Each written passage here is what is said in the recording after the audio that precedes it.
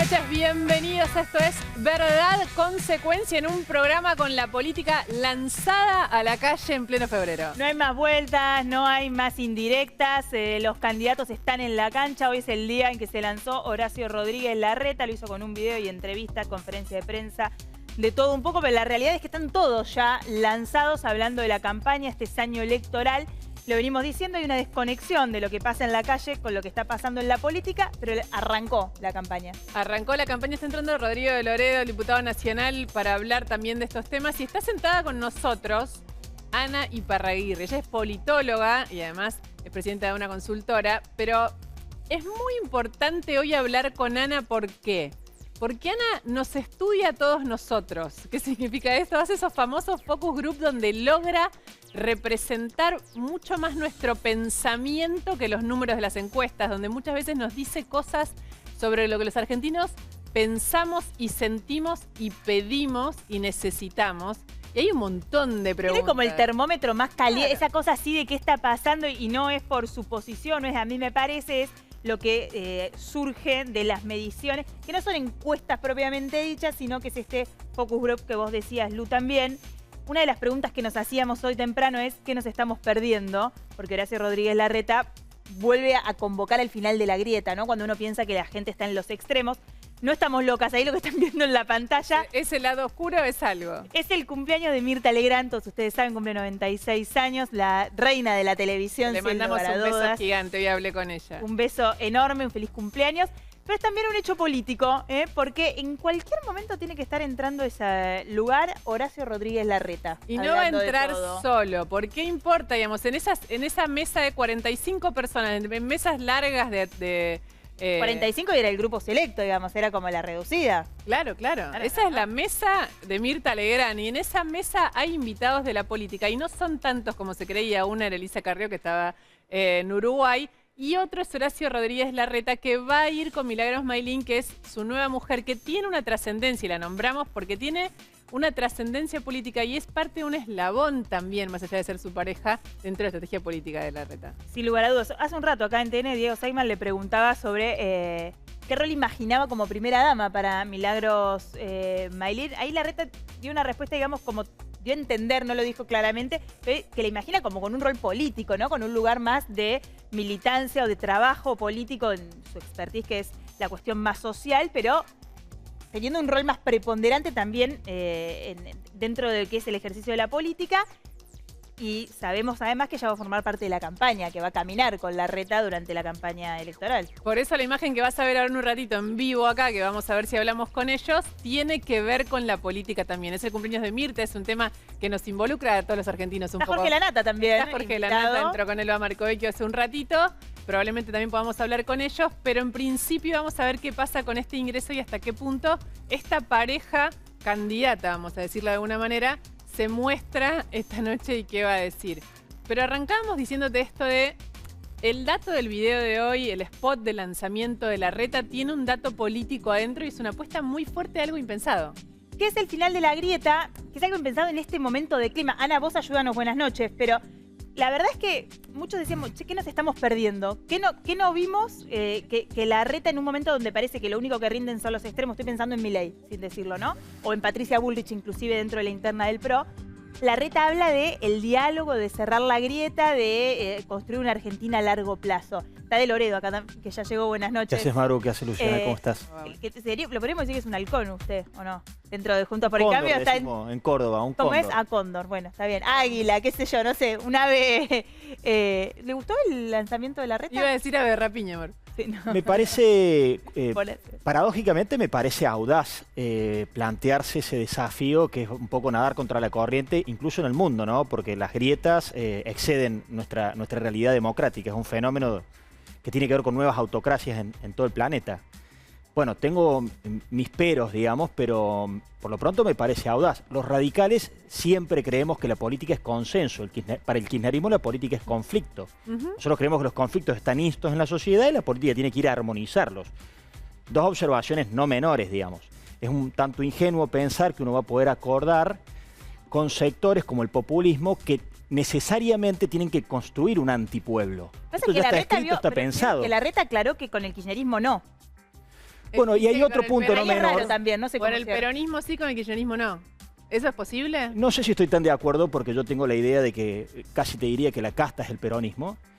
Y la verdad que es una discusión vieja y mi partido, que perdió rating y muchas cosas en el transcurso de los años y de las décadas, era un planteo que se hacía décadas atrás, que tiene que ver con la intransigencia. Ese era un valor del radicalismo. Y la intransigencia no es como una actitud sesgada. La intransigencia es a valores. Entonces, vos por un lado tenés ingenuidad de transar con gente que en definitiva, o acordar con gente que no quiere coincidir porque necesita construir un enemigo, y por el otro lado la intransigencia de acordar o no con sectores corporativos y amafiados. Entonces me parece que esas son dos grandes observaciones que creo que son las que hace Patricia. Entonces es como que están diciendo tanto Patricia como Horacio cosas que en algún punto se encuentran. Me parece, yo como radical digo, la política es consenso, pero hago dos observaciones. Con algunos es muy difícil consensuar y con otros hay que ser intransigentes. ¿Pero se puede hablar de cerrar la grieta si no se dialoga con el kirchnerismo? Eso, digo, aunque hables con el peronismo, si no hablas con el kirchnerismo, ¿estaría cerrando la grieta? Yo creo que sí. Yo creo que sí, hay que superar ese estadio, no con un discurso violento, sino explicando, argumentando por qué. Si vos tenés una expresión política Ahora, que... ¿cómo se imagina ese diálogo? Porque por ahora están juntos y nada indica que se vayan a separar antes de las elecciones. ¿Cómo sería viable ese ¿El diálogo? diálogo entre quién? Entre la oposición, en este caso, si ganara la presidencia, y el peronismo sin el kirchnerismo. Digamos, ¿cómo la realidad de este cierre de la grieta? ¿Cuál sería? Me parece No que podría darle ser sin un a la elemento fundamental como Darle a la Argentina un plan de estabilidad que se sostenga en el tiempo. Si la pregunta es, ¿uno puede consensuar políticas con gente que tenga una mirada más heterodoxa, más ortodoxa, que alguien tenga algún paradigma educativo de otros, algún paradigma de qué hacer con las empresas del Estado, más privatistas, más estatistas? Sí se puede articular consenso y la Argentina necesita imperiosamente salir de su lógica pendular. La lógica pendular en la Argentina es absolutamente destructiva, de manera que yo comparto el argumento que necesitamos dar confianza, estabilidad y previsión, ¿no? Bien, ahora, lo haces con corporaciones. Te voy a poner un ejemplo, hay millones de ejemplos. En mi provincia, ¿qué escogió el gobierno del peronismo? Poner de ministro de Educación al representante gremial. Más de una década el representante gremial es el ministro de Educación de la provincia. ¿Qué procuró el gobierno? No tener quilombo con el gremio de los docentes. ¿Qué le pidieron a cambio? Y bueno, no controlar el presentismo, no controlar las carpetas médicas. ¿Alguien pensó en los chicos? Vos cerraste con un frente corporativo gremial, lo digo con respeto, que cuidaba algún interés distinto al paradigma educativo. Entonces, me parece que la intransigencia es, en una Argentina absolutamente corporativizada, por gremios, por sectores empresariales que viven del Estado, por una lógica política mafiada, transar con las corporaciones es hacerlo en perjuicio de la sociedad argentina. Y me parece que las nuevas democracias están ponderando más la identidad de cambio que los acuerdos corporativos. Y los acuerdos corporativos te diluyen la identidad de cambio. Eso es lo que nosotros pensamos. Dijo un montón de cosas de Loredo, ¿no? Entre estas que decíamos al principio, Lu, o que marcábamos, cerrás la... Hay una consigna que es: vengo a trabajar para cerrar la grieta, pero con estos no hablo. Dice Loredo, se puede cerrar la grieta aunque con esos no hables, porque vos lo haces con, aunque también dijo que el kirchnerismo era todo el peronismo, o sea, que el problema era todo el peronismo, ¿no? Hay una es que hay un sector muy grande del peronismo. El peronismo tiene dos vertientes: una fundamentalista dogmática que atrasa la lógica, que se expresa en el kirchnerismo con una lógica muy populista, que construye enemigos, antipatria, el campo, el FMI, y ustedes los periodistas, la política opositora. Fíjate vos la lógica acá. Y después tenés otra vertiente muy propia del justicialismo, que tiene que ver con una lógica corporativa que se sostiene. ¿Qué cara le pone a ese sector? ¿Quién es ese? ¿Quiénes Sergio Massa es que hoy son aliados, porque digo, pensar por eso. Sergio Massa hoy, que es una persona de grandes habilidades, una gran capacidad, es un fiel representante de lo que es el justicialismo corporativo. Claro, pero fíjese usted, porque usted está planteando como dos caras que hoy están en un mismo sector dentro del Frente de Todos. Digo, porque hoy el kirchnerismo y Sergio Massa tienen una alianza que en principio parecería es que van de la mano, Maru, no hay ninguna contradicción. Entonces, ¿quién te queda para el hablar? peronismo, al final del día, no tiene una necesariamente no tiene una cosmovisión política ni un modelo de gestión determinado, sino que me explique a mí el kirchnerismo cómo se fuma Sergio Massa aplicando recetas económicas que no se le permitían ni a Guzmán. Se llama pragmatismo. Cristina Fernández de Kirchner ha demostrado que a la hora de eso? Que el peronismo en definitiva es un partido electoral, ¿no? Entonces, todas sus decisiones son al calor de, como si hubiese una elección el domingo siguiente, sostenerse en el poder. No, un día pueden ser menemistas, otro día pueden ser proteccionistas. Sí, sí, no, la pregunta que el foco, claro, pero lo que dice Maru es, con ese diagnóstico, si tenés que aliarte, ¿cómo haces para aliarte? ¿Con quién? Porque en principio están todos juntos. O ¿sí? ¿Con quién dialogás para resolver un problema? También es cierto que para dialogar y resolver problemas tenés que dialogar con alguien que tenga poder y capacidad de resolver esos problemas, porque si no terminás dialogando con actores de reparto. Primero con la sociedad. No, por supuesto. No, pero no es como un lugar común. Primero con la sociedad, porque me parece que si la sociedad ve una identidad de cambio clara, uno tiene un ascendiente electoral mayor y mientras mayor sea el resultado electoral de la expresión de cambio, más fortaleza tenés después para hacer esas transformaciones. Después con lo que te falte, con la gente que tenga racionalidad y puedas articular acuerdos después de haber ganado la elección. Claro. Yo lo que es una diferencia genuina que tiene Juntos por el Cambio, no hay que tenerle miedo a esta discusión. Y no lo digo reprochándoselo a nadie. Yo lo que tengo miedo en estas ideas de hacer acuerdos previos es que te licúen tu identidad de cambio. Eso está pasando en el mundo. Entonces la gente vota directamente. Esto ha transformado todo. Entonces la gente, ya la política ha dejado de estar, esto es un problema mundial, desmediatizada.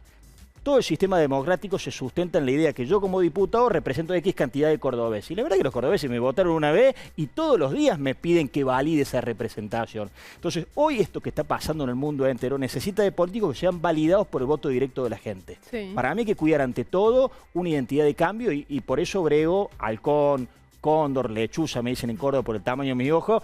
Pero yo creo que Juntos por el Cambio tiene que volver a tener esa claridad. Cambio y renovación que de alguna manera fue perdiendo.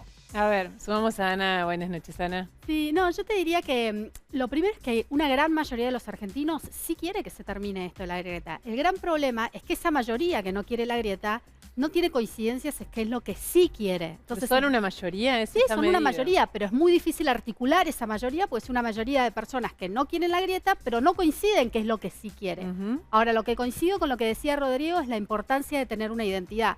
Es mucho más fácil la identidad que está planteando el kirchnerismo, la que está planteando Milei, la que plantea Patricia Bullrich, que la de Horacio Rodríguez Larreta, porque está en este espacio del medio que es mucho más difícil de definir. Yo creo que hoy, con su anuncio, dio un paso importante y dijo, bueno, este es mi territorio, yo me la voy a jugar por esto.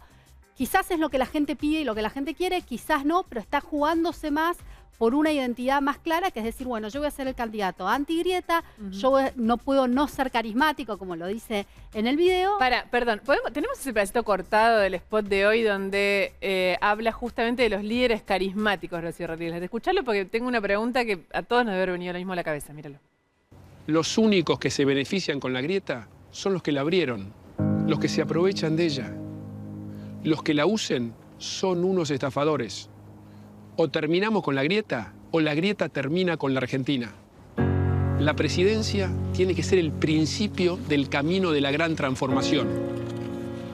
Que no la van a hacer un grupo de iluminados o un líder carismático. Lo mío es laburar y laburar y laburar. No se trata de ser presidente. Yo quiero ser buen presidente. Y juntos terminar con el odio e iniciar el camino de la transformación que la Argentina necesita.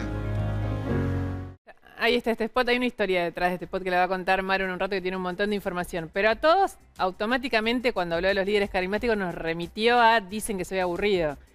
Olvidémonos de la Rúa y lo que pasó después, ¿no? Pero a ese de la Rúa tratando de un poco complementar esa falta de carisma con el trabajo. Mucho más sutil. En ese momento era la corrupción, ¿no? Con de la Rúa en este caso es el trabajo. Mucho más sutil en este video y para mí quizás demasiado sutil porque él en realidad está hablando de los mesías, está hablando de Milei, los líderes carismáticos, está hablando de aquellos que son más tajantes, los halcones o las águilas o como querramos llamarlos. Y me parece que ese no es el lenguaje con el que habla la gente, ¿no? La gente no habla de líderes carismáticos, está hablando más de los más firmes, de los más determinantes, de los intransigentes. Un montón de esas palabras están en el vocabulario, pero el problema no es si son o no carismáticos. Y yo creo que si me permito, es lo único, digamos, donde él no tuvo la claridad que debería haber tenido para decir lo que realmente quería decir.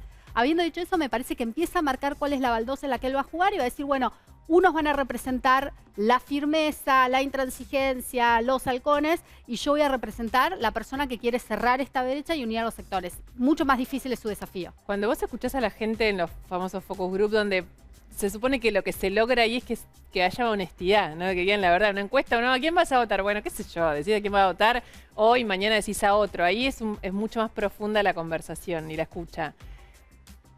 ¿Qué necesita? ¿Qué es lo que, es obvio que la inflación, digamos, pero qué es lo que vos percibís en relación a la clase política con la gente hoy? Bueno, hay dos cosas. La primera, una desesperanza total y cero, absolutamente cero, esperanza en que la clase política les pueda resolver alguno de esos problemas. Las expectativas están bajo cero. Entonces, en ese sentido, todo lo que pasa y vemos todos los días en la clase política, uno diría, bueno, la gente tiene que salir a la calle enardecida, y no sale porque la verdad que no espera nada de la clase política.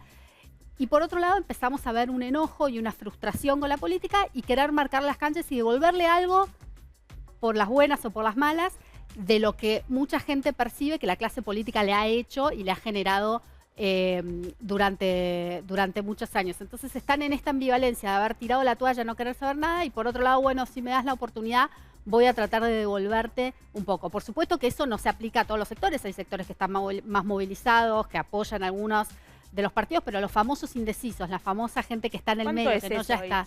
¿Qué, perdón? ¿Cuánto es ese universo? No, bueno, varía un poco dependiendo de quiénes son los candidatos y cómo lo definías, pero te diría que podés tener entre un 40 y un 50% de la población que está en el medio. Lo que pasa es que es un montón, digo, ¿no? Es un sector enorme, que pareciera que es el sector al que Horacio Rodríguez Larreta le está hablando, porque es el más grande, pero es difícil pescar en esa pecera, pues si bien está bien nutrida, digo... No está organizada. No, y medio que está más fácil de no votar a ninguno que de decidirse por algo, ¿no? Bueno, y esa es la gran incógnita de qué es lo que va a pasar en la próxima elección. Por un lado, si van a haber candidatos disruptivos que se lleven un porcentaje del voto que realmente cambie el balance histórico que venimos viendo de las dos coaliciones dominantes, llevándose por arriba del 80% de los votos. ¿Sería Milei? Milei, o podría ocurrir por izquierda también, pero hoy pareciera que es más probable que ocurra con un candidato como Milei porque no ha habido otros. Y por otro lado, ¿cuál va a ser la participación electoral? Si la gente con esta frustración que tiene va a ir a votar o no va a ir a votar. No nos olvidemos que en la mayoría de las provincias van a votar varias veces durante el año hasta llegar a las elecciones presidenciales, y con qué ánimo llega la gente a esas elecciones y qué ganas de efectivamente ir a votar, o dice, bueno, si igual no va a servir para nada, no voy. O sí, esta también es otra cuestión, los candidatos que quedan después de las PASO representan o no su identidad. Si de la interna de Juntos por el Cambio termina quedando un candidato más moderado, ¿qué van a hacer los candidatos los votantes de los halcones? ¿Van a votar por el moderado? ¿Van a votar por alguien por afuera o se van a quedar en su casa? Me parece que esa es una pregunta que no la podemos responder todavía. Ahora tenemos que ir a una pausa, pero ¿es perjudicial ese ajedrez tan a la vista desde febrero? Estamos en febrero todavía, ¿no? Y vamos a ir a votar 200 millones de veces. No, perdón, los candidatos, o sea, la fecha para anotar los candidatos y decir, bueno, este es candidato, porque ahora son todos, pero el que llega y es candidato es 24 de junio. Falta una eternidad, digo, en cualquier parte y en la Argentina más. No, y en el interior, digamos, hay Ana no está tan de acuerdo. Claro, no. No, sí, me parece que no es tanto, no es tan temprano, digamos, no falta ni un año para las elecciones presidenciales, hay que armar una campaña, armar los equipos, llegar a los acuerdos. No me parece que sea tan temprano, lo que sí me parece es que hay un desfasaje como nunca antes se vio entre una dirigencia política que está solo hablando de la oferta electoral y muy pocos candidatos, te diría que prácticamente uno creo que está hablándole a lo que es la demanda electoral, lo que la gente quiere. La mayoría de los dirigentes que vemos a nivel nacional están hablando de cómo van a armar la oferta, cómo van. Por eso yo creo que este movimiento que vimos hoy de Larreta, de presentar un poco más cuál es el espacio en términos de mensajes donde él quiere jugar, es un movimiento por lo menos para salirse de esta tensión que viene teniendo durante los últimos meses con Patricia Bullrich. Tenemos que ir a una pausa. Cuando vuelvas va a sonar el teléfono rojo. Y atención con esto, porque hoy lo viste lanzarse a Larreta, pero no están hablando de otro tema desde hace un montón de tiempo. Y lo único que les importa. Y se están organizando. Y entre las organizaciones hay llamados telefónicos, ¿viste? Suena el teléfono rojo. Vamos a contar uno, pero Te va a dejar pensando. Inesperado sobre cómo se están organizando de los dos lados de este mostrador de la política. Damos una pausa, enseguida volvemos. Y volvemos a Cumpleaños de Mirta porque están pasando cosas ahí, ¿eh? Atención, está Jorge Lanata. Veremos si hablamos con él en un ratito.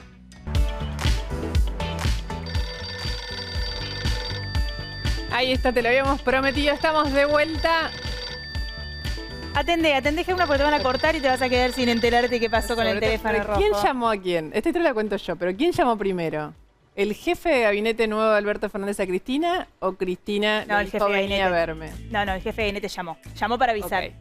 Llamó para que no se entere por los medios, porque si no, todo podía ser peor. Agustín Rossi, el nuevo jefe de gabinete de este gobierno, tenía que hablar, porque es el nuevo jefe de gabinete de este gobierno, con Cristina incluida, ¿no? No se habla Alberto con Cristina, está todo podrido, los canales... Alberto lo llamó y le propuso. Él le dijo que sí y le avisó a Alberto que la iba a llamar a Cristina para contarle que iba a ser el nuevo jefe de gabinete y que Cristina no se enterara por otro que no fuera él. Por otro que no fuera él. Y entonces lo que hizo Rossi fue decirle, bueno, Cristina, tuvieron un conflicto con Cristina en su momento. Cuando él se va cuando Cristina no lo apoya en Santa Fe. Ese conflicto que lo recuerdan más que nada los santafesinos, Rossi y Cristina, quedó saldado y se juntaron. Y escuchá lo que le dijo Cristina, que si querés es el dato, cuando finalmente él la va a ver. Le dice, a vos te pusieron para verduguearme. Para verduguearme. Es una palabra que podría usar y la usó en este caso para decirle que lo sintió como, bueno, más cosas que me podrían molestar. Pero y atención con esto que tiene que ver con lo que venimos hablando desde que empezamos. Pero ahora nos tenemos que organizar todos para no perder esta elección. Cuando ustedes quieren saber en qué estado está digamos, político Cristina Fernández de Kirchner, tenemos que saber todos que su posición es la que toma cuando hay elecciones y no quiere perder. Cristina es ante todo pragmática. Exacto. O sea, de hecho, cuando vos hablas con los oficialistas, que no es que adoran a Cristina precisamente, le reconocen sí que a la hora de organizar y armar el tablero electoral, ella va por el pragmatismo. Eso no quiere decir que le acierte a la estrategia electoral, pero que deja de lado todos los pruritos, los enojos, la mala onda que pudiera tener. De hecho, me parece que la primera muestra de eso se vio la semana pasada cuando fue y copó la mesa política de Alberto Fernández, ¿no? Exacto. Que había una lectura al principio y decía, bueno, le van a vaciar la mesa a Alberto. La realidad es que Cristina Fernández dijo, me dan esta puntita, vengo y me agarro la barra entera. Si me dan la posibilidad, yo voy a ir a ocupar todos los espacios. Y fue el mismísimo Máximo Kirchner. Y ahí un poco la cosa que disputó es Alberto candidato o Alberto no candidato, ¿no? Que es la discusión por este momento en el oficialismo. Y Alberto desde la Antártida esta semana no dio definiciones, pero se mostró como en una especie un nuevo también. Inicio, dijo, ¿no? Un nuevo inicio, otra especie de spot publicitario. Estoy tentada de preguntarle a Ana sobre esto, cuáles son las posibilidades reales, si se puede. Pero antes de hablar con ella y de Loredo para ver qué opina de esto, está nuestro enorme Bruno Yaco, ¿no? No sé cómo así. Porque ahí está, nos damos vuelta. Porque entre las cosas, Bruno, que tomaron la agenda en la reunión del peronismo, en la mesa política del PJ y en lo que se vino hablando, es esta idea de si Cristina va a ser candidato o no. Que quedó plasmado en el documento, de hecho, el rechazo, estaba en el primer párrafo, a lo que el peronismo define como la proscripción de Cristina Fernández de Kirchner. Así es, el kirchnerismo, y por supuesto vos lo decías bien, Maru, quedó plasmado en el documento, habla de una proscripción y de una especie de persecución judicial en contra de la vicepresidenta. Pero lo cierto es que desde que Cristina Kirchner se convirtió en vicepresidenta de la Nación a partir del 10 de diciembre de 2019, su frente judicial, excepto por supuesto por la condena en la causa Vialidad, mejoró y mucho, por así decirlo, porque Cristina llega a esta etapa, a esta nueva etapa como vicepresidenta, con 7 causas elevadas a juicio oral. Sí. En 5 de ellas fue sobreseída en este tiempo. Una de ellas, por supuesto, fue condenada, como dije, en la causa Vialidad, y la restante, que es el juicio por la causa Cuadernos, que todavía no tiene fecha de inicio. ¿En qué causas la vicepresidenta fue sobreseída? Sí. Te pongo un punto para que retomemos, digo, porque se habla muchísimo sobre, desde el kirchnerismo, sobre la situación judicial de Cristina y la proscripción, entre comillas, según ellos, el ensañamiento. Vos lo que decís es de las 7 causas que estaban elevadas a juicio oral cuando empezó el gobierno de Alberto Fernández, hay 5 en las que ya está sobreseída y pues una condenada. Sí, exacto. Ahora voy a hacer una... Se puede reabrir, lo sabemos. Pero voy a hacer una aclaración, exacto. A ver, gas licuado, Otesur, Los Sauces, memorándum con Irán. Respecto a estas últimas 2, voy a hacer esta aclaración. La Cámara de Casación Penal está revisando ambos sobreseimientos. Se espera que en marzo pueda haber una definición. Sí, tenía que estar en diciembre. Tenía que estar en diciembre, pero nunca esos 20 días hábiles famosos que tienen para resolver se cumplen. Siempre se dilata, por supuesto, en el tiempo. Dólar futuro, que la Corte Suprema tiene que definir si se reabre o no el caso. Y un último expediente que tiene que ver con la cartelización de la obra pública, que es un desprendimiento de la causa Cuadernos. Pero hablamos de, la palabra Maru decía, proscripción. Bueno, la defensa de Cristina en la causa vialidad tiene una serie de recursos para utilizar que de alguna manera van a dilatar en el tiempo la confirmación o no de su condena. Son 3 recursos en específico, que es básicamente apelar la sentencia del Tribunal Oral Federal número 2 en la causa vialidad. Luego tiene una segunda herramienta, que es recusar a los jueces de la Cámara de Casación Penal que tienen que definir si confirman o no la condena a Cristina Fernández de Kirchner. Y acá un punto: puede recusar a uno o a todos los integrantes. Y esto no es lo mismo, porque si recusa a uno, ese juez tiene que hacer un informe, defenderse, y los restantes 2 deciden sobre la recusación o no. Ahora, si recusa a todos los integrantes de la sala, otra sala tiene que intervenir y definir. Lo que estás diciendo vos, en definitiva, es que independientemente del éxito o no que pueda tener en la presentación de esos recursos, lo que tiene en su mano hoy es un poder de dilación de la definición judicial de su situación, que le permitiría perfectamente ser candidata si lo quisiese este año. No hay ningún tipo, digamos, hoy en día no hay ningún tipo de impedimento jurídico, y además en el tiempo, en los meses de este año, no va a haber una definición, digamos, según lo que pudimos averiguar en fuentes judiciales, no va a haber una definición, porque de hecho, si la Cámara, vamos a suponer que confirma la condena contra la vicepresidenta, los abogados de Cristina pueden ir en queja o a través de un recurso extraordinario a la Corte Suprema de Justicia, que no tiene ningún tipo de plazo para definir. Por eso en el oficialismo lo toman como... perdón, ahí llegó Horacio. Interrumpimos porque ahí está Horacio Rodríguez con Milagros Maylin entrando. Este es el cumpleaños de Mirta Legrand. Ahí está ingresando Horacio Rodríguez Larreta, flamante precandidato, con Moli, que ya aclararon que no van a responder preguntas, no van a hablar con la prensa. Aquí los vemos ingresar en medio del tumulto. Todos obviamente queremos tener la palabra, no solamente de Horacio Rodríguez Larreta, sino también de Moli, ¿no? A propósito de esta candidatura que lanzó en el día de hoy, y todos queremos saber también cómo se imagina ella, ¿no? Como primera dama, en caso de que el actual jefe de gobierno porteño llegara, Moli, sí, en caso de que llegara a convertirse en presidente. Pero bueno, entraron rapidísimo. Ahí está, tenía ahí en la calle, Sí, ahí los estamos viendo, Vicky, a Milagros Maylin, a Mili, y el jefe de gobierno, Horacio Rodríguez Larreta, que acaba de llegar al cumpleaños de Mirta Legrand. Está entre los políticos invitados, y que había dado lo que había confirmado temprano Larreta. Que cuando decíamos que Milagros Maylin, obviamente además de ser su pareja, es una pareja, está fuera de conversación, también es un elemento político que va a jugar. Esto de que no hablen, de que no haya hablado todavía, es una decisión política también, que es cómo ir utilizando cada uno de los eslabones que van a explicar. Ella no ha hecho declaraciones públicas todavía, ni dado notas.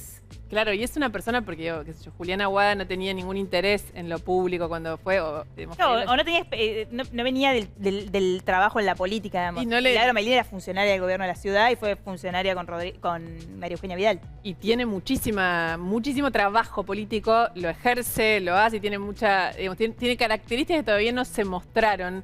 Y que seguramente se van a ir mostrando a medida que empiece esta campaña electoral, ¿no? Exactamente, bueno, ahí entraron. Quedó ahí entró el cumpleaños.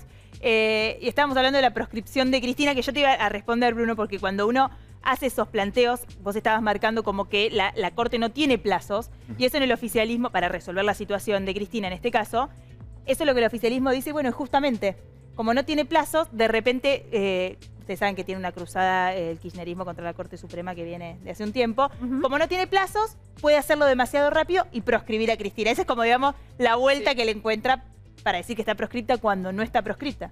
Sí, lo que es, digamos, particular es que en la mayoría de los casos la Corte no suele hacerlo de manera muy rápida. Tarda mucho. De hecho, a mí lo que me dicen es que por lo menos la Cámara de Casación se va a tomar entre 3 y 6 meses para definir la confirmación. Esto le posibilitaría a Cristina poder ser candidata. De hecho, la fecha en la que se van a fijar la audiencia, en la que las partes van y exponen sus argumentos y demás, se cree que va a ser entre septiembre y octubre. No, no hay ninguna posibilidad. Vamos a estar en la fecha de las elecciones. Suponete que, supongamos un escenario hipotético donde sea candidato y ganara un día las elecciones, la Corte no va a definir en el medio de una presidencia. Nunca lo ha hecho, no hay precedente de algo así. Además, se leería como una intervención directa en el marco del proceso electoral, digamos. Pero de Loredo, ¿usted cree que se va a presentar, Cristina? No lo podría descartar. Es pragmática, como ustedes dicen, y va a depender. Creo que, como dijo el representante de las organizaciones sociales del movimiento Evita, Pérsico, que no llega ni al 40, entonces eso me parece que va a ser un impedimento. En definitiva, creo que su impedimento es la especulación electoral, no la voluntad política. Si pudiera, lo haría. Pero si pudiera ganar, lo haría. Ahora, Cristina encaja perfecto en estas descripciones que se hacen hoy de los líderes 3P, populistas, polarizantes y posverdad. Hoy está muy ensayista de Loredo. Bueno, pero vienen al... ¿Por qué? Porque lo único que son modernos ellos, porque ellos atrasan en toda su visión, su cosmovisión al mundo atrasan, son analógicos. De hecho, Cristina siempre es víctima. Hay un pensador, para seguir con el ensayo, que dice, siempre que uno es víctima de un hecho que sucedió atrás. Entonces su agenda siempre está anclada en el pasado. Lo único que son modernos es en esto de la posverdad, que tiene que ver con que la realidad se escinde de lo fáctico. Sí. Entonces, que hoy discutamos proscripción, cuando es una pavada, porque es una verdadera obviedad que no está proscripta, es un éxito para ellos. Y de hecho, hay un sector del electorado, como es una sociedad contemporánea de la posverdad, que creen lo que dicen, no importa los argumentos, ni racionales, ni los elementos probatorios que uno... No, la están proscribiendo, Cristina, pero escúchame una cosa, si le dan los fundamentos del fallo en marzo, si en casación, te digo que los promedios de casación oscilan 2 años, 3 años, sí. Después de casación puede apelar a la Corte Suprema, además tiene fueros. Pero sin embargo, tienen la audacia de decir, mira, no me importa lo que estás argumentando vos, Cristina está proscripta. Y le hablan a un 15, a un 20, a un 25% del electorado que le cree eso. Porque eso pasa hoy con la posverdad, digamos. No me importan tus argumentos ni la realidad, yo digo que está proscripta y construyo una épica sobre eso. Es ridículo. Ana, ¿están esos números? Hoy el kirchnerismo duro, 15-20%, o lo que decía Pérsico, Cristina no llega al 40%, y en ese caso, ¿cuál sería el referente del Frente de Todos hoy que mejor mide? O sea, si pudieran elegir, ¿cuál sería el candidato más competitivo del Frente de Todos? No, claramente sigue siendo Cristina la referente más competitiva. No significa que pueda ganar una elección, pero sigue siendo la referente más competitiva de su frente. Y ocurre algo más interesante todavía. Los votos de Cristina no son tan transferibles al resto del Frente de Todos, es decir, el Frente de Todos como conjunto no sacaría el mismo volumen con Cristina que sin Cristina, y eso sí ocurre en Juntos por el Cambio. En Juntos por el Cambio, sea quien sea el candidato, terminan sacando más o menos el mismo volumen de votos. Pero te quiero agregar otra cosa de esto de la proscripción, que sí es un tema, lo de la posverdad y la proscripción, pero a mí me intriga mucho más y me pregunto qué nos pasa como sociedad, que seguimos teniendo a los dos expresidentes dominando la arena política, en vez de haber transferido los liderazgos a las nuevas generaciones, como de Loredo, siguen siendo dos fuerzas dominantes. Parte puede tener que ver con lo judicial, pero si vos mirás, tan solo un mes atrás tuviste 2 líderes políticos de Escocia, de Nueva Zelanda, que decidieron bajarse la carrera porque dijeron no tengo más nafta, no puedo, hasta acá llegué, sigo, y la vida sigue, no es un drama, no es el fin del mundo, y sí, y hay otros liderazgos adentro de sus mismos partidos y otros partidos para tomar la posta. Pareciera que hoy estos 2 líderes que manejaron estas coaliciones durante tanto tiempo están bloqueando y no están dejando realmente florecer a las nuevas generaciones. Pero Cristina Fernández dijo que no va a ser candidata. Lo que pasa es que el tema es que nadie le cree. No sé, como... Vos decís, más allá de que nadie le crea, vos decís que tampoco hay nadie para ocupar ese lugar porque no se dejó crecer a nadie. Bueno, hoy pareciera, y si vos me preguntás... No, hay un montón de candidatos, digo, desde lo Alberto Fernández dijo que quiere ser. Hay un montón de dirigentes jóvenes y buenos, pero no han tenido el espacio y no pueden ocupar el espacio. Claro. Y en parte no es porque no hayan tenido la trayectoria, la carrera política y la capacidad de serlo, sino porque a mí entender, lo que se observa es que estos dos dirigentes están intencionalmente bloqueando esa transición para seguir dominando el juego. Podemos verlo incluso con el tuit que hizo Mauricio Macri hoy mismo. Lo tenemos acá porque por ahí mucha gente no se enteró. Todo el mundo que dice, bueno, a ver cuándo se decide Mauricio Macri, si él va a ser candidato, que en principio, digamos, la información es que no va a ser candidato, pero sí va a ser este juego de quién apoya o no apoya, o va a pasar eso en algún momento o no. Y cuando se lanza Horacio Rodríguez Larreta, él sale en redes sociales poniendo lo siguiente, ¿lo tenemos? No sé si está por ahí. Bueno, ahora... es un mensaje con una foto de Horacio con Macri, ahí está, Macri y Larreta, donde... Que habla de la libre competencia, básicamente. Que dice que salimos mejores, de la tensión competitiva, una cosa así, no lo estoy leyendo, pero les cuento más o menos lo que dice. No solo en la política, sino en todos los ámbitos de la vida, se sale de esa competencia... Sí, pero no lo leo. Lo que sale de la competencia es mejor. Acá está. ¿Ves? Creo que de la tensión que produce la voluntad de ganar siempre salimos favorecidos.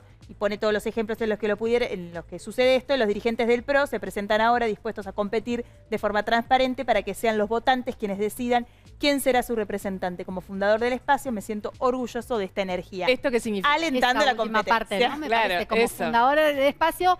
Yo sigo siendo el gran decisor, yo sigo siendo el que maneja hacia dónde van las aguas. Me parece que, bueno, hay que ver si una vez que estén anunciadas las candidaturas, si Mauricio Macri es o no candidato, se verá y quiénes son los candidatos. Me parece que en el momento en el que hay un nuevo presidente que ocupa ese espacio, bueno, es mucho más fácil que ocurra la sucesión adentro de la coalición. Quería preguntarte por Alberto Fernández, que viajó a la Antártida, que hizo ahí como una suerte de, no sé si es relanzamiento de la gestión, pero como una cosa de... bastante un spot también. Muy rara. Muy rara. Diga de Loredo, ¿qué le pareció? No, muy rara. Tan rara que lo escuché de punta a punta, digo, en algún momento va a anunciar algo, cuando terminó de no anunciar fue cadena nada. Nacional, perdón, fue cadena nacional también, la quinta que lo escuchamos al revés, a veces había, viste, como los qué maldad. Los de Yuya, que los pasabas al revés, había metamensaje, digo, capaz que al revés dice algo, porque la verdad es que no pasó nada en él. No, una brutal desconexión con... Mira, si te meto dos basas sobre lo que estaban discutiendo recién. Yo la verdad que adhiero a un 100% al posteo que hizo Mauricio Macri. Y no creo que lo haga con una voluntad de seguir, no sé, como monopolizando la discusión. Yo creo que rescata un valor que tiene que ver con una propuesta cultural que hace Juntos por el Cambio, que es recuperar el valor del mérito. La competencia tiene eso. Claro que sabemos que para que haya mérito tiene que haber condiciones de igualdad entre las personas. Él habla de la tensión de la competencia. Es que la tensión, pero también hace referencia a la tensión que tiene un estudiante cuando sabe que tiene que rendir un resultado en un examen para obtener una beca. Entonces, nosotros los radicales que siempre cultivamos la democracia interna, y los del PRO lo saben en La Pampa, hoy me reía de Malamud que decía que los del PRO se copiaron de los radicales y andan con un quilombo por todos lados. Para nosotros bien Malamud, nosotros celebramos que haya una competencia plural y democrática y me parece honestamente que se sale mejor de ahí en la medida que la sepamos transitar, con respeto y con eso. Entonces yo adhiero al 100% con esa mirada que Mauricio Macri aporta y me parece que ha sido prudente y superadora a tanto chimento que hay, dice cómo se lleva con Horacio, con Patricio, lo que fuera. Se lanza Horacio y dice, celebro que se compita desde Juntos por el Cambio. Nosotros celebramos eso también. Con Cristina no lo veo de la misma manera. Y sí creo que Cristina tiene una propuesta clara, que es que Sergio Massa sea el candidato a presidente. Ese es el plan 1 que ellos tienen por su pragmatismo. Massa, Guado de Pedro, Axel Kicillof en la provincia, retienen su caudal electoral y ven si por derecha juntan un poquito más y retienen el poder. No les importa la mirada ideológica o la cosmovisión de Sergio Massa. Ese es el plan. Y ese es parte del problema. Porque cuando asume Sergio Massa, a mí me criticaron mucho que le planteé, Sergio, vas a asumir este lugar como mega ministro, superministro de Economía, casi pseudo presidente, renuncia a tu candidatura presidencial. Se me tildó de antidemocrático, que él tiene derecho a eso. Bueno, el problema de la economía que no marcha es que vos tenés un ministro de Economía que en vez de tomar decisiones para que los problemas se resuelvan, está en campaña permanente, entonces todas las decisiones han sido de corto plazo. Y hoy se frustran porque él mismo se puso una vara de inflación de 3 puntos en abril y va a ser de 3, pero va a ser de 30, no de 3, no sé cuánto que está preparado. ¿Puede ser candidato a presidente en la Argentina un político que viene de ser el ministro de Economía de una inflación de este nivel como el que tenemos, que no sea del 6 o 7 mensual como ven en los primeros meses del año, pero que termine en 4 o 5? podría ser competitivo? Mirá, yo voy a decir una cosa, ya la dije varias veces, pero para mí la elección está para cualquiera. ¿Hay un camino como que Sergio Massa podría ganar esa elección? Podría haber un camino. Es difícil que pueda no hacerse cargo de lo que son los resultados económicos de esta elección, que sabemos que son negativos para Argentina. El otro día escuchaba una encuesta donde aquellos que votan por el Frente de Todos, casi 2/3 tienen una opinión desfavorable de la gestión de este gobierno y aún así votan por el Frente de Todos. En parte porque ideológicamente están así, en parte porque lo que está enfrente les espanta más que lo que está dentro del Frente de Todos. Entonces va a haber un caudal de voto que tengan y en última instancia va a depender de cuál es la dispersión que haya en términos de la cantidad de candidatos. Si ellos se quedan con eso y todo lo demás tienen lo mismo o menos, bueno, podría entrar en una segunda vuelta. Ana, y perdón, Lucartito, pero puede haber un reconocimiento de, no sé si el electorado del Frente de Todos, de un electorado más amplio de lo que algunos creen que se evitó con la llegada de Massa al gobierno. Quiero decir, cuando Massa llega al gobierno en un momento de crisis política total, ¿ustedes se acuerdan? Estaba Batakis. No se acuerda nadie. No, bueno, por eso le pregunto. Pero si hubo más inflación con Massa que previo a Massa. Claro, pero la sensación esa, ¿viste? De que todos, de que todo parecía que se iba de las manos. Digo, ¿vos te acordás? Su principal habilidad es fabricar humo, pero la principal característica del humo es que se esfuma. Entonces, claro que instaló como que bien que está llevando la cosa. No sé si hasta instaló por eso. Pero nadie le va a reconocer la prevención de una crisis que no llegaron a sentir. Claro. Ese es el caso típico cuando decís Obama. Su gran frustración en la campaña del 2002, en la segunda, fue que la gente no le reconocía en esa campaña lo que él había hecho cuando salvó las automotrices para prevenir lo que hubiera sido una catástrofe total de la economía de los Estados Unidos después del 2008. Entonces, la prevención de algo que la gente no llegó a sentir o a ver, no se lo van a reconocer. Es como que ahora quisieran que le reconocieran a Alberto, por ejemplo, que se podría haber muerto más gente si no hubiera... Bueno, él lo dijo. Bueno, pero eso no se capitaliza. Eso claro, y de hecho, no lo que la gente siente que es la inflación no está mejor, sino que está peor. Pero ¿qué evitó Sergio Massa? Se agravó las condiciones. Tenemos más inflación, vamos a tener 3 dígitos ahora. Al final, hoy salen los datos de que ha incluso decrecido la economía, o sea, se terminó el rebote. La estabilidad del gobierno, me parece que la estabilidad política. En que asumió el la tema. Estabilidad política de un gobierno que asume Agustín Rossi. Ustedes dicen que Cristina dijo que me venía a verduguear y la verdad que al día siguiente asume y dice, qué raro que el presidente quiera ser candidato de vuelta. O sea, le hacen bullying al presidente, el tipo que recién pero hubo un momento, digamos, en Argentina tenemos muy como el vértigo, el precipicio.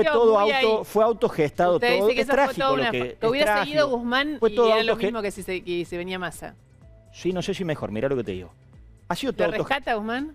No, no lo rescato, pero la verdad que Guzmán iba a Estados Unidos y lo colgaban en una plaza, Massa se pasea en Estados Unidos como si fuese el tigre y lo aplauden. Que alguien me lo explique. Decime si no está pasando eso. A Guzmán no le dejaron hacer el ajuste en los cuadros tarifarios, que es por lo que nosotros perdimos las elecciones. ¿Por qué pasa eso? Porque conspiraron contra el propio Guzmán, tanto Sergio Massa como Cristina Fernández Kirchner, siempre de una lógica inmediata de salvar los trapos en términos electorales. Al final del día, bueno, les tocó Sergio Massa, miran para un costado, la agenda que instalan no tiene nada que ver con los problemas de la gente, y bueno, y así va el peronismo. ¿Como político lo ve a Alberto Fernández de nuevo candidato? ¿Qué percibe? No, me parece una joda, te soy sincero, me parece muy poco serio, pero... Yo lo digo con mucho respeto porque los principales que le han faltado el respeto a la investidura presidencial son sus propios colegas integrantes de su misma coalición. A ver, dice que quiere ser presidente de vuelta, designa un jefe de gabinete que pasa absolutamente intrascendente la asignación de Agustín Rossi. Ese es el dato, la intrascendencia en la selección de la autoridad ministerial más grande de la Argentina. Y al día siguiente que dijo eso, el propio jefe de gabinete dice, me parece raro que el presidente quiera ser candidato de vuelta. Bueno, yo hablo con Cristina. Un dato sobre lo que estábamos hablando cuando usted recién decía que el Ministerio de Economía anunció un montón de cosas, pero que al final todo tiene un entramado electoral. Está pasando que el Congreso de la Nación tiene una parálisis total. Sí. El año pasado, lo contó Bruno hace un par de semanas acá, es el año que menos leyes se aprobaron en 40 años en la Argentina. 40 años, estoy diciendo bien, no lo estoy diciendo de memoria. Y ahora estamos viendo empieza el año electoral, que es el año donde nunca trabajan. Iba a haber extraordinarias, no hubo extraordinarias. La semana que viene empiezan las sesiones ordinarias, va a haber el famoso discurso del Estado de la Nación, lo va a dar el presidente. El último. Es muy difícil dar un discurso cuando el año pasado diste un discurso con tus objetivos legislativos y no se cumplió ninguno. No, y convocaste extraordinarias y no lograste que se tratara. Nunca, claro. Nada, nunca. Y digo, ¿y hay algo con la sociedad y la política cuando mira el Congreso? Porque, perdón, Bruni tiene unos datos sobre qué es lo que no sé. Las cosas como, si querés, de sentido común que se supone que se iban a aprobar y ni eso se aprueba. Sí, exacto. A ver, hay distintos tipos de proyectos importantes que se iban a tratar en extraordinarias, pero que no tuvieron lugar y que no se convirtieron en ley. Proyectos como, por ejemplo, el blanqueo de capitales para traer dinero, dólares que estaban en el exterior, no declarado por argentinos, traerlos al país. Eso ya parece un centro odontológico el Congreso. Van a aprobar 3 blanqueos. El que paga acá, el que no evade es un boludo en Argentina, porque esperar el próximo blanqueo, si no se trata de eso es porque lo que está... Perdón que me meta en el tema, porque yo veo a algunos diputados que se esfuerzan a decir, no, si estamos funcionando. ¿Qué va a estar funcionando? El Congreso está bloqueado. Mejor explicar por qué. Lo único que funciona es la Comisión de Juicio Político. Mejor explicar por qué está bloqueado que ponerse a dar argumentos, ¿viste? No, si yo voy a las 7 de la mañana. Sí, pero ¿qué estás haciendo? Si está bloqueado el Congreso. ¿Y por qué está bloqueado el Congreso? Primero que los Congresos tienen 2 roles. Sancionar leyes y controlar. Sí. Este país no tiene tiene inflación de títulos secundarios porque le dan los títulos a chicos que no aprenden. Inflación monetaria, inflación legislativa también. No se soluciona en la Argentina sacando leyes. Tenés un rol de sancionar leyes, que hay leyes importantes que se podrían estar sancionando. Tenés un rol de contralor, ese rol medianamente la oposición estamos permanentemente buscándole los números, escudriñándolos, criticándolos, viniendo los programas diciendo guarda con esto. Es un rol del Parlamento controlar. Pero lo que hay es un bloqueo, ¿por qué? Porque nosotros tenemos 116, ellos tienen 119. En el medio están esos diputados que se hacen los independientes, que en realidad siempre son transaccionales, van acá y allá. Nosotros tenemos una agenda y ellos tienen otra. Vos todos los ejemplos que me pones, fíjate que se traba ahí, blanqueo. ¿Qué? Porque alguien cree que por no queremos ir a la sesión. La ley de alquileres me parece que es un proyecto de ley que involucra todo porque la gente necesita. Te doy el ejemplo de ley de alquileres. Para nosotros, la resolución para la ley de alquileres es volver a los 2 años porque fue un fracaso los 3 años, planchó los alquileres. Para el kirchnerismo, la solución es meterle un nuevo impuesto a los propietarios. Bueno, pero entonces se traba, ¿me explico lo que digo? Se traba y el kirchnerismo no se anima a que esto ingrese al Parlamento porque no sabe cómo sale y nosotros no tenemos el número para que ingrese. A mí me gusta explicarlo así porque si uno pareciera que uno anda a la defensiva, y habrá diputados que son unos vagos y que el sueldo les sobra por 10 y otros que no. Pero en realidad el Congreso está bloqueado y esto, de bloqueo parlamentario, es una cosa que también pasa en otras democracias. ¿Me explico? Hay un bloqueo parlamentario por esta explicación numérica. Nuestra agenda de bajar el calendario de retenciones con un campo que ha tenido heladas, que ha tenido incendios, que encima le hicieron con un hot sale de la soja liquiderante. Ahora están zapateando, ¿no? Bueno, nosotros tenemos una agenda para ellos de reforma impositiva, volver al pacto fiscal del 2017.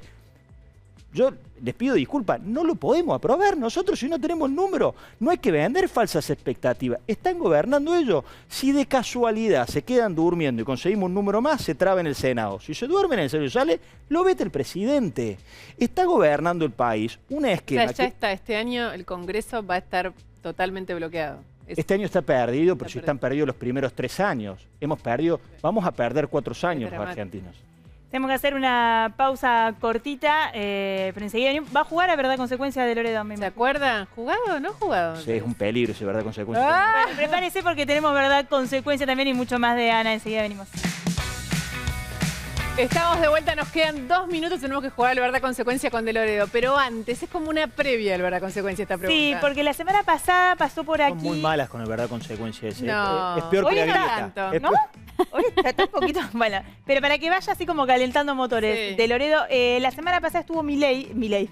Estuvo Martín Tetaz acá y habló de Milei y dijo que antes de que ganara el kirchnerismo, él hacía un acuerdo con Milei. Y antes estuvo Gerardo Morales, presidente del radicalismo, y lo comparó con Hitler a Milei. Con el nazismo, sí. Que eso generó como mucho... ¿De qué piensa? Claro, ¿con qué se siente? Lo escuché a Martín y comparto la reflexión que hizo. Y nosotros en Juntos por el Cambio, si no entendemos que tenemos que, entre otras cosas, catalizar el enojo y la representación de todas las grietas que hablamos y de las representaciones, nos olvidamos de una que es brutal.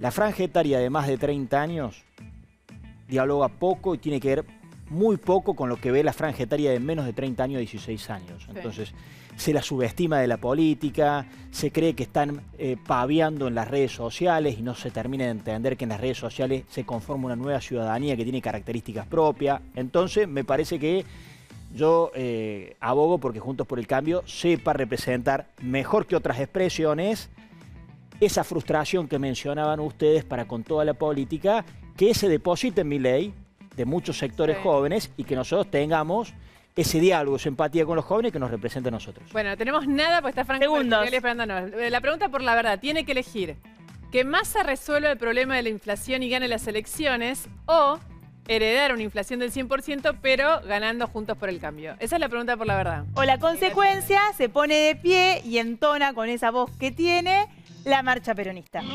No, Son malas, no qué me catástrofe. gusta tan malas que tuvimos. No, la verdad, mal que me pese, que se solucione el problema inflacionario en la Argentina.